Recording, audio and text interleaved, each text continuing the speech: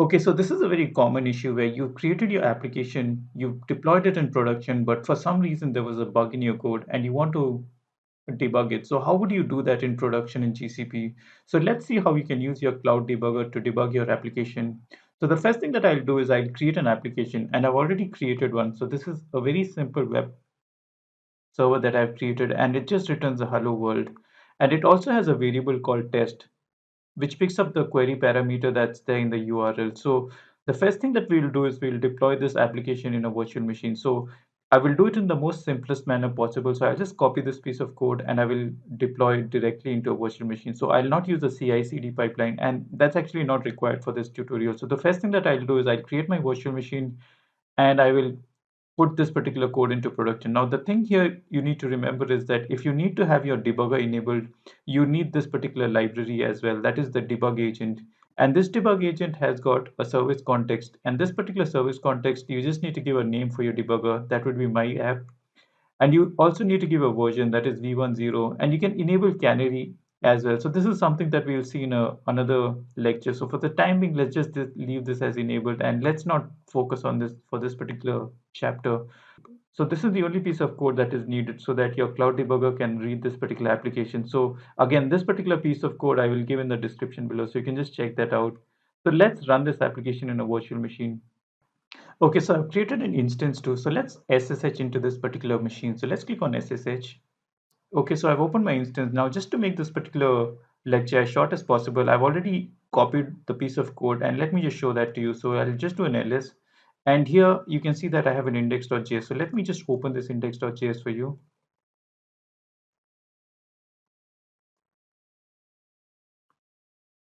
And you can see that it's the same piece of code with a hello world, and it works on port 3000.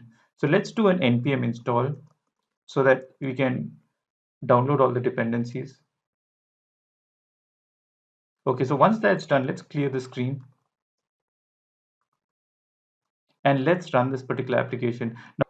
Okay, now before running this particular application, there's one thing that you need to make sure of, and that is that your instance has access to your cloud debugger. And let me show you how you can see that.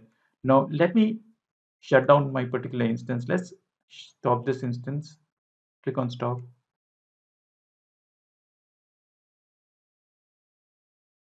Okay, my instance is stopped. So let's click on instance 2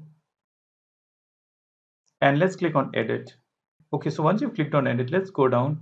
And here, if you're using the compute engine default service account, and if your access is just allow default access, what would happen is that your particular service account would not have access to the cloud debugger. So either you can just go for your allow full access, or if you do not want to give full access, you can just click on set access to each API.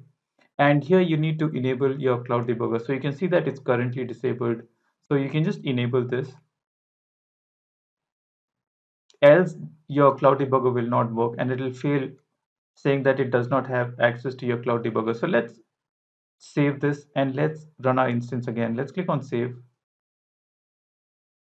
and let's SSH into our application. Let's start our instance. Let's click on start. So one thing to note is if you need to edit your service account, then you need to stop your particular instance, else it does not work. So let's wait for this to start and let's SSH into our application once again. Okay, now let's run our application. Let's go to our CD node. Let's do an ls and let's do a node index.js.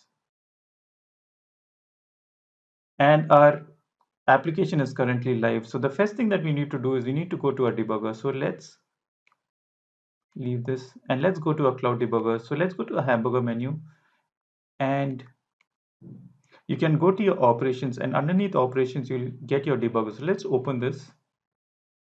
Okay, so once you've opened your debugger, you'll be greeted with a screen that looks like this. If you see this check mark over here, that means your application is currently being read by the debugger. So here you can see that there is a tick mark. So our application, that is the node index.js file that is currently live, is being read by this particular debugger. So all that we need to do now is to debug this particular piece of code. Now to get the source code, there are many ways to get the source code. You can either get it from your local file or you can get it from a GitHub or any other source repository. So Just to make this as simple as possible, let's get it from our local source code itself. So let's go down and let's click on select source here and let's upload this. Click on upload. And here you can see that our code, that is the code that is currently running in our production, is uploaded into our debugger. So now there are two things that you can do here. You can either take a snapshot history or you can take a log point history. So now let's start with taking the snapshot history. So let's see how this works. Okay, so let's see how this works. So the first thing that you need to do is you need to select a line on which you want to take your snapshot history. So let's click on line 17. So I want to see the value of test when I hit this particular application. So let's click on line 17 here and let's click on create snapshot. Okay, so I've created a snapshot on line 17. So the next thing that I'll do is I'll go to my VM instance. So you can see that my external IP is this. So let's copy this and let's run this application in production. So let's 3000. And I also need to give a query parameter. So the query parameter is test equal to, let's just give a random name. Let's just call this as ABC. So I should be able to read the value of test once I run this particular debugger. So let's run this. And you can see that I get an output. So let's see what we get in the debugger. And you can see that the debugger currently has worked. And let's see all the values that we get for line 17. And here you can see the test value is ABC. So this particular debugger hit line 17 and it recorded all the values and all the input parameters. So this was the value that it got in the request. And similarly, this was the response. So basically, these are the request and the response variables that you see over here.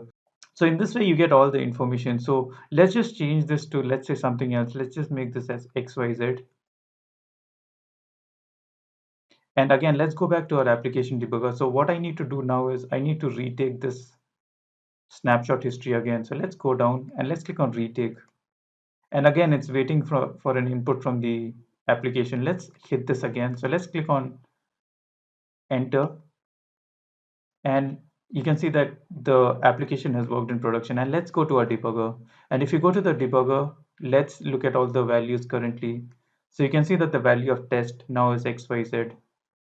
So this is how you can use your debugger. So this is how you can use your snapshot history. Now let's go to our log point history. So using your log point history, you can actually record logs or add logs to your application. So let's see how we can do that. So to do that, again, let's click on line 17. So let's remove our snapshot history before we do that. Let's click on delete snapshot, delete. Let's click on delete snapshot again. So let's add a create log point. Now let's click on create log point. Again, let's put it on line 17 as well. So let's click on create log point. And let's start off by creating a very simple log point. So let's just make this as true. So all that I need to just make this as true.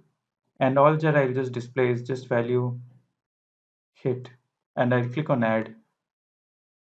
So whatever happens, it will hit this particular log point and it will record this in the log. So let's run our application once again. And now to see whether your log point has hit, let's go to our production logs. And you can see that a log point called log point has hit over here. So you can check in your production log itself whether that log point has hit or not. So this is how you can use your log point. Now let's add a condition to our log point. So let's go back to our debugger again. And now the condition that I will add is, click on edit, that if my value of test is equal to Rohit, or this could be any value. Let's just make this as ABC.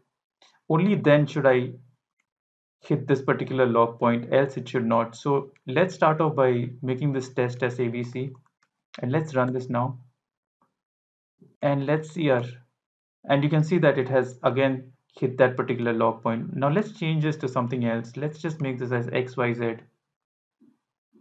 And now if you go back to our terminal, and now if you go back to your logs, you can see that there was no log point hit because it just hits that particular log point if the value of test is equal to ABC. So that is how you can use your log point history in debugging your piece of code. So I hope this was a useful lecture. I will see you in the next. If you have any issues with this, please get in touch with me. And hopefully in our next lecture, we'll see on how we can do the same thing using Python or some other language. So I'll see you in the next chapter.